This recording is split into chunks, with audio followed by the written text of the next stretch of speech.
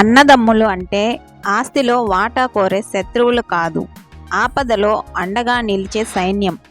రక్తం ఒకటే అయినప్పుడు రాగద్వేషాలు ఎందుకు?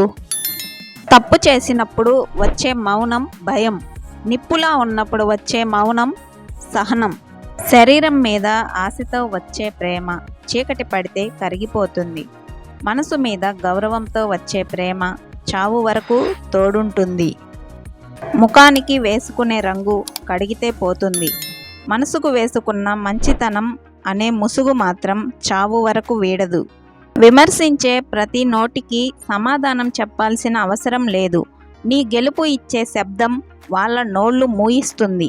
మనుషులు ఉన్నప్పుడు ఇచ్చే మర్యాద కన్నా వెళ్ళిపోయాక ఇచ్చే విలువకే అర్థం ఎక్కువ.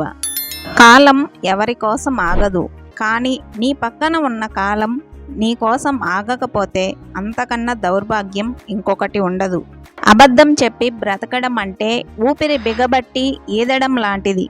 ఎప్పటికైనా అది బయటపడాల్సిందే. నిజం చెప్పి నిలబడటం అంటే గాలిలో తేలడం లాంటిది.